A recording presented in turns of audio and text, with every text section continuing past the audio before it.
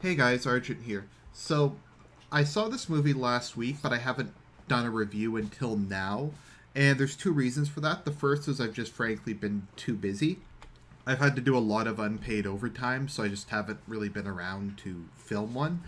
The other thing is, I'm just was kind of scared of making this review because there's no topic more contentious in these circles than World War II. And regardless of what I say, people are going to spam the comments section and get really angry.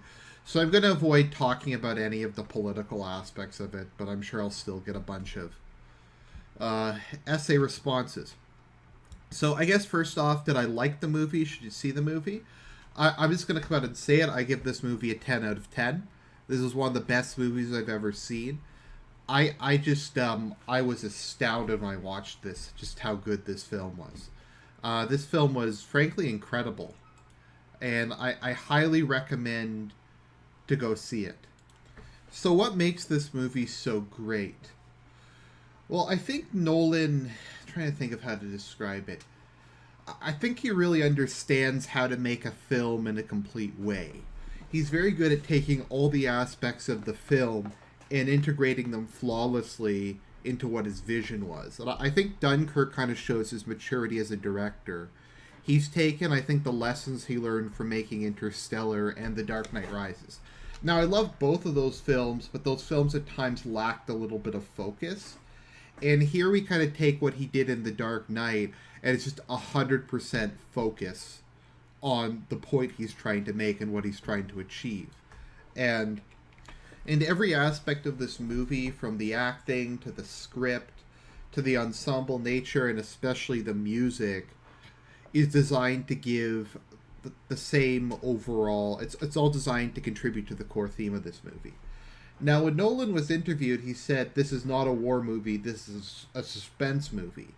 And it really is a suspense movie because the whole movie really isn't about World War II per se. It's about you wondering, how are they going to get out of this? Are they going to get home? What's going to happen? And this is no small task to make a suspense movie about a well-known historical event. It's difficult to have actual suspense in a movie where you know how it's going to end. So Nolan, as with a lot of people who make historical war movies, fixes this by not focusing on whether or not the whole army's going to get out, although that is part of the movie, but are the individual people going to get out? And he just tries to follow that. So the film follows a number of different characters. There's Tommy, a young British pilot. There's a couple. There's a couple RAF fighter pilots. There's an old man and his son who have a pleasure yacht, and they're going to go and try and save soldiers from the beach of Dunkirk. And then there's Kenneth Branagh as a naval officer. And all these stories kind of seem unrelated, but they gradually intersect over the course of the movie. And Nolan likes to jump forward and back in time during the film. And it's a little confusing at first, but then you realize that what he's doing is he's kind of non-sequentially showing how these different characters interact with each other and how these different characters, I guess, kind of affect each other over the course of the movie. So one of the things that I think really contributes to the film is you don't see Germans at any point in the movie up until the very last moment in the film, where they're only shown in like dark silhouette.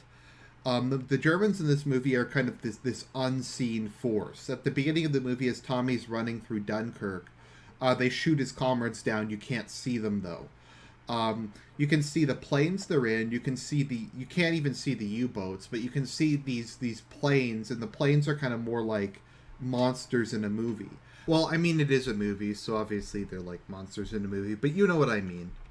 Like, throughout the movie, as they're trapped in the pocket at Dunkirk, you keep hearing people saying, the Germans are getting closer, the Germans are getting closer. And you can hear the artillery fire and firing in the background, but you can never see the actual fighting. So it's kind of almost like a horror movie kind of thing, where there's this completely unseeable enemy, or this unseeable force that is gradually coming in on them. and it is gradually going to destroy them. So it's really fascinating. And whenever they get on a boat or whatever, it's extremely tense. Is the U-boat going to get them? Is the aircraft going to get them? And it's really kind of takes a lot of interesting tropes from horror movies and suspense movies, yet it's a war movie. So it's really interesting, and the soundtrack really does a good job of this. Throughout the movie, the soundtrack is just very claustrophobic, very fast, very panicked. You have this sense like, oh my god, at any moment everything can just collapse, everything can just go crazy, that kind of thing. It's very well made in that respect. And at the end, where they finally get home, the clock actually stops ticking, and it's like, okay, they're safe for the moment. But the movie does a really good job emotionally, because for all the movie, these guys are just getting pounded on the beach. They're getting bombed. Ships are sinking, etc. There's no way they're going to get home.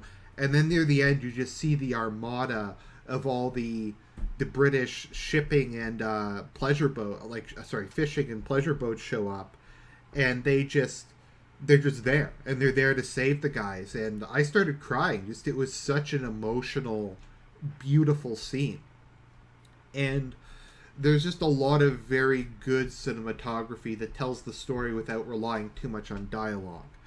Like there's this one RAF pilot whose fuel gauge breaks relatively early in the movie, and he keeps looking at it and he keeps trying to manually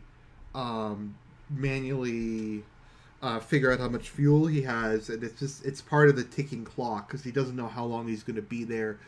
He doesn't know how long he's going to be able to continue fighting before he has to go back to Britain to refuel. And he keeps trying to go back to Britain, but he has to keep saving ships from being bombed. And eventually, near the end, there's just a part where he just, like, you can just see him completely relax, and he just realizes he's not going to get home on his current fuel tank. So he, like, shoots down a bomber with the last of his fuel, and he actually shoots down another bomber while gliding. And he just lands his plane on the beach and burns it. And the only time you see Germans in the movie is the Germans come up and arrest him, and he just kind of calmly lets them take him away into the captivity. But he saves a lot of people by stopping some ships from being bombed. So it's just a very claustrophobic movie, a very tense movie, a very kind of emotional movie. And there's just so many scenes in this movie that are just so emotionally impactful. Like there's a group of soldiers who are hiding in the belly of a beach tugboat, and the Germans decide to use it for target practice. So they start shooting at it with their rifles, and people are getting killed, but they're powerless to really get out or do anything. And they try to like throw one of the guys out because he's French. And there's just a lot of stuff like that. There's a lot of people kind of pushing each other out of the way, that sort of thing, although not as much as one might think.